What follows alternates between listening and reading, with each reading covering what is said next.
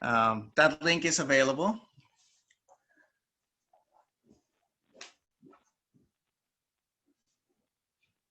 And now I'm trying to, there it is.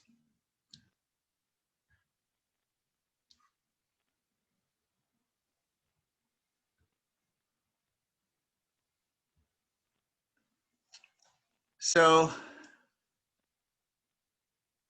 time has been weird for the past 9 months or so. I last saw you in March, and suddenly it's November. Only it felt like 10 years ago. Time has been weird. As spring has turned into summer and summer into fall, and now that fall is heading into winter, we've lived under the specter of another season, pandemic season, which has been both longer than many of us had either expected or hoped, but it might actually be foreseeably shorter as of learning the news in the past week or so, although it will still be longer for another little while. This week, it will be about 9 months since I last visited you at the Kiwanis Club, and I suspect you haven't gathered there for nearly as long. And in this extended season, we have adapted the larger theme of what some of us call church, from being in church to being church, wherever we might be. In Sarnia and Port Huron, rather than going to the fellowship, you've been in fellowship. This adaptability of themes is what YouTube creator CGP Grey outlines in his video, Your Theme, as one approach to making sense of chunks of time, like seasons and years.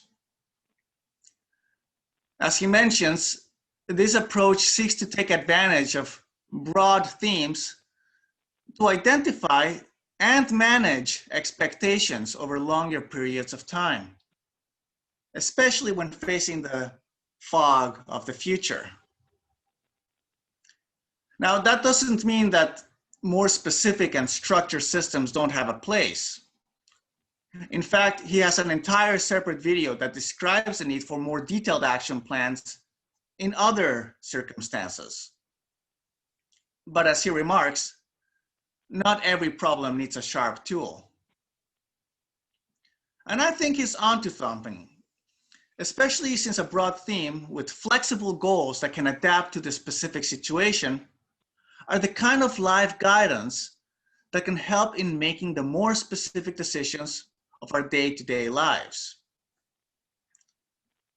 I particularly liked that Gray invites us away from measuring our growth in terms of artificial or imagined goals that may be unattainable or unsustainable, and instead invites us to adapt our actions toward the needs that we identify in our lives as we live them, and as the possibilities of our lives become clearer through the fog of the future.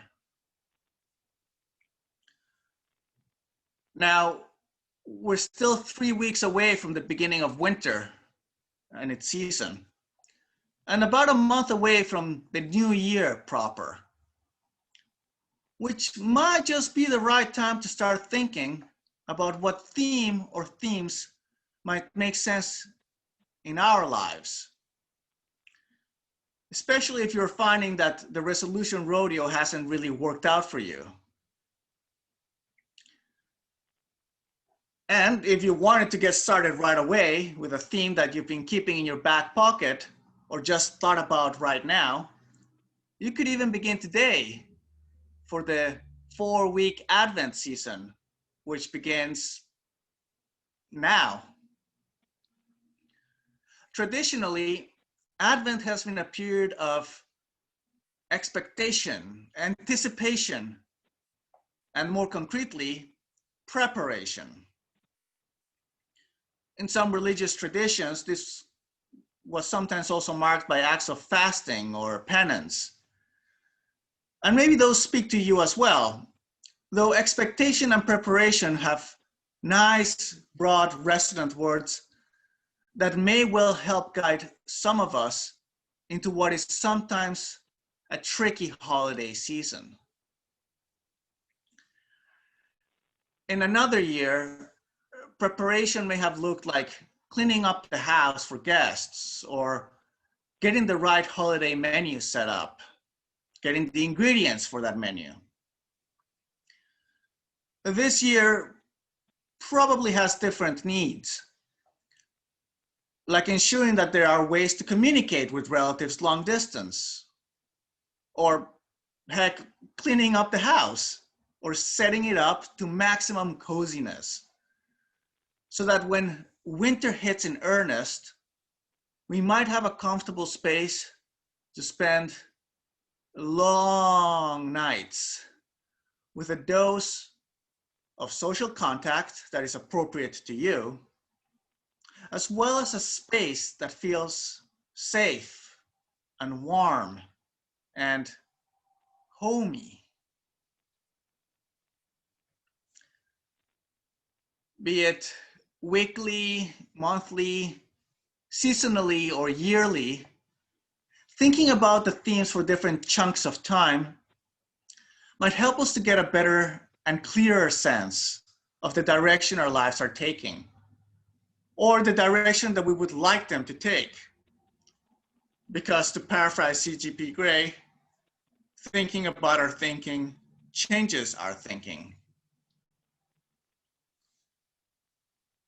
Over the past pandemic season, a number of themes have emerged. For me, most of the spring season, right around the time of our last in-person worship service, where I visited you, was dedicated already to incorporating the use of audiovisual technology to complement and enhance our worship experiences. As I mentioned, at my last visit at the beginning of March, I also offered a video reading. It was a thing I had already decided to delve into. And as the pandemic's implications became clearer, the use and need of audiovisual technology became even more apparent. And some aspects of it became accelerated. It just so happens that I was already moving toward that theme before we started closing down our building's doors. So the theme for more audiovisual elements in worship was already there. And as circumstances shifted, the focus of that theme also changed, needing to look to more expansive uses of audiovisual tech to accommodate the need for online services, as we experience at this moment. In my own life, my personal life, I've also seen the organic nature of a themes-based season play out, along with its shifting results. As I was completing my evaluations for the Ministerial Fellowship Committee, for them to decide if I would be granted full fellowship, an area of growth that I identified was around improving my administration skills. Now, administration is a pretty broad area, and it didn't quite resonate into something that I could work on concretely. But I did find something that resonated in a way that was both broad enough to give me room to experiment, as well as focused enough that I could work on it actionably. And that was record keeping.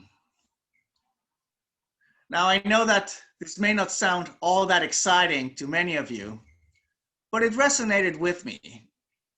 And I could see just enough clarity in its broad focus that I felt guided into the fog of the future.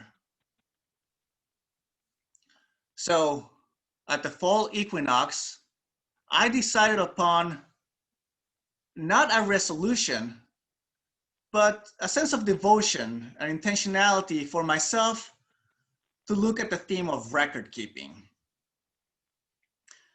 Now, at the time, I already had some concrete ideas of what I thought that meant. And one of them was to keep a daily journal. 2 months in, I still haven't been an active journal writer. But I found that I haven't failed in my fall season theme because as I've encountered the different branches in life since the last equinox, I've kept my theme in mind, thinking about my thinking, which changed my thinking toward making a decision toward better record keeping in other areas of my life. Mission accomplished. Although I haven't completed fully that area of growth, I have found that I have grown in making a life for myself that is closer to where I want to be. My friends, your own personal and family seasons or cycles might look different. Perhaps you divide your time between personal and social or family seasons. Maybe you think of your year or your seasons in terms of chunks of time to spend indoors and chunks of time to spend outside in nature. There may be times for work or times for school and times for leisure. When it makes sense to do so, you might have dedicated chunks of time for staying locally or chunks of time for travel. Those will shift. However it is that you divide your time, spending a bit of those chunks of time considering what it means to have and to be part of that time can help in finding a deeper meaning in it, a different way of resolving how we go into new time. My friends, as we head out into the next several chunks of time, facing the fog of the future and navigating through it as we think about our thinking, may we take this time to be in time. So may it be, in solidarity. Amen.